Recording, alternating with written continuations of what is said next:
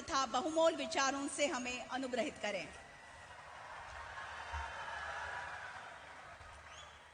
मुंबई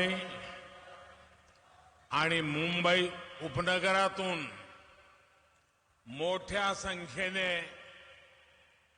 उपस्थित सर्वांना माझा नमस्कार। आज का दिन मुंबई और महाराष्ट्र के साथ ही विकसित भारत के संकल्प के लिए बहुत बड़ा, बहुत ऐतिहासिक है। आज विकास का ये उत्सव भले ही मुंबई में हो रहा है, लेकिन इस पर पूरे देश की नजर है। आज दुनिया के सबसे बड़े सी ब्रिज में से एक ये विशाल अटल सेतु देश को मिला है। ये हमारे उस संकल्प का भी प्रमाण है कि भारत के विकास के लिए हम समंदर से भी टकरा सकते हैं, लहरों को भी चीर सकते हैं। आज का ये कार्यक्रम संकल्प से सिद्धि का भी प्रमाण है। मैं 24 दिसंबर 2016 का दिन नहीं भूल सकता, जब मैं Mumbai trans harbour link Atal Setu के शिलान्यास के लिए यहां आया था। तब मैंने छत्रपति शिवाजी महाराज को नमन करते हुए कहा था कि लिख कर रखिए, देश बदलेगा भी और देश बढ़ेगा भी। जिस व्यवस्था में सालों साल काम लटकाने की आदत पड़ गई थी, उससे देशवासियों को कोई उम्मीद बची नहीं थी। लोग सोचते थे कि उनके जीते जी बड़े प्रोजेक्ट पूरे हो जाएं, ये मुश्किल ही है। और इसलिए मैंने कहा था, लिख कर रखिए, देश बदलेगा और जरूर बदलेगा। ये तब मोदी की गारंटी थी।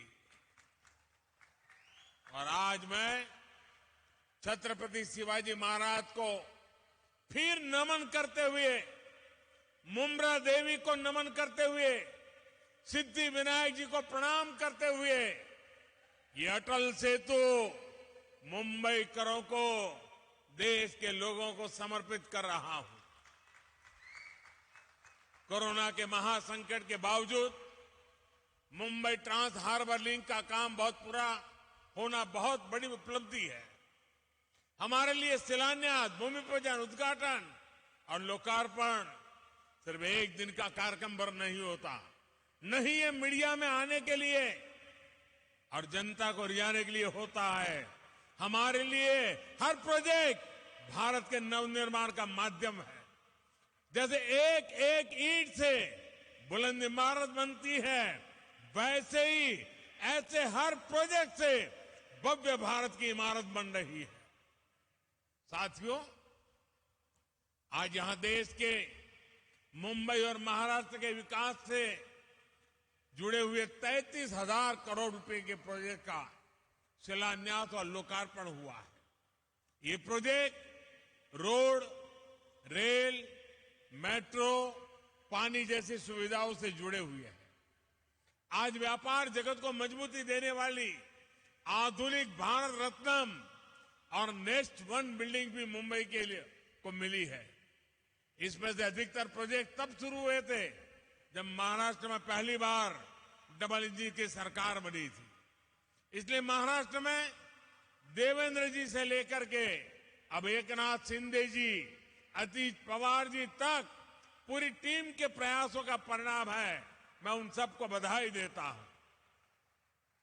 मैं आज महाराष्ट्र की बहनों को भी बधाई दूंगा।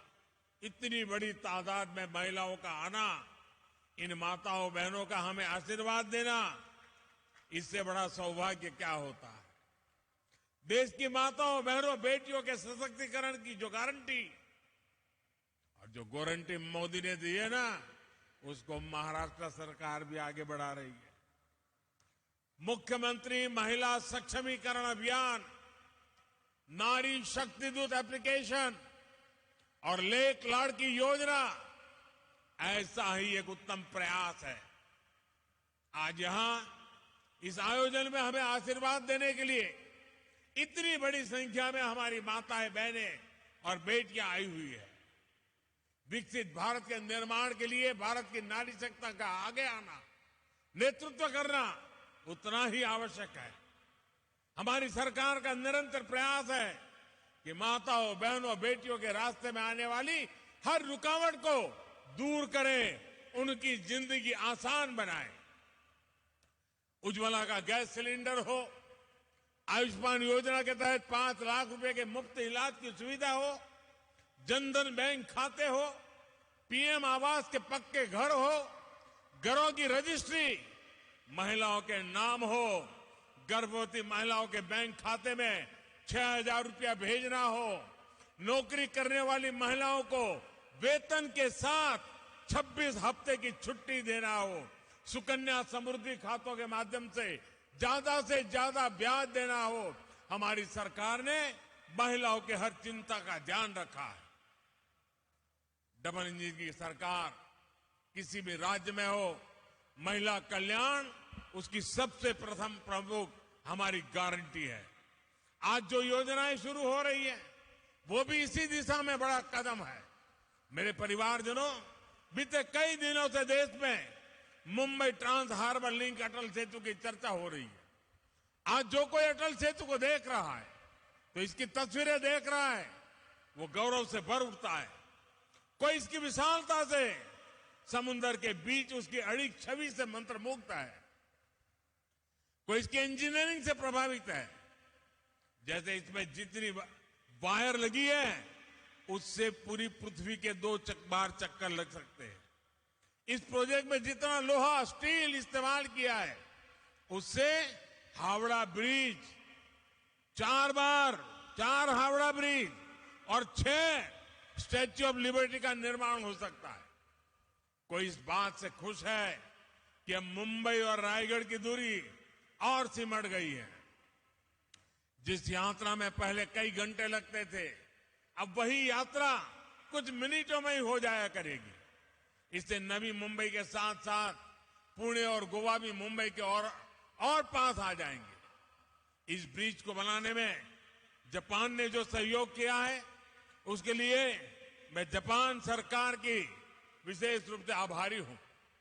मैं आज अपने प्रिय मित्र स्वर्गीय शिंजो आबे को जरूर याद करूंगा।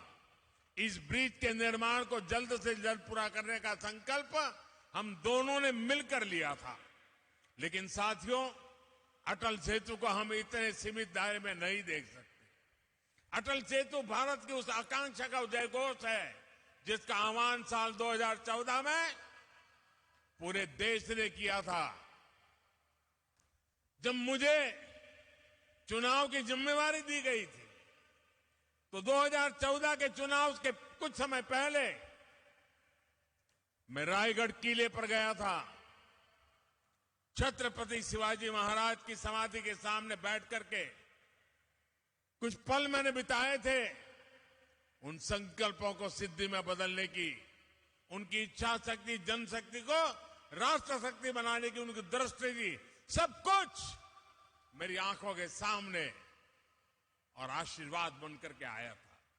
उस बात को 10 साल हो रहे हैं। इन 10 वर्षों में देश ने अपने सपनों को सच होते देखा है, अपने संकल्पों को सिद्धियों में बदलते हुए देखा है। अटल सेतु इसी भावना का प्रतिबिंब है। युवा साथियों के लिए यह नया विश्वास लेकर आ रहा है। उनके बेहतर भविष्य का रास्ता अटल सेतु जैसे आधुनिक इंफ्रास्ट्रक्चर से होकर ही गुजरता है। अटल सेतु विकसित भारत की तस्वीर है। विकसित भारत कैसा होने वाला है उसकी एक झलक है। विकसित भारत में सबके लिए सुविधा होगी, सबकी समृद्धि होगी, गति होगी, प्रगति होगी। विकसित भारत में दूरियां सिमटेगी, देश का कोना कोना जुड़ेगा, जीवन हो या आजीविका, सब कुछ निरंतर बिना रुकावट के चलेगा। यही तो अटल सेतु का संदेश है। मेरे परिवारजनों, बीते 10 वर्षों में भारत बदल गया है। इसकी चर्चा खूब होती है।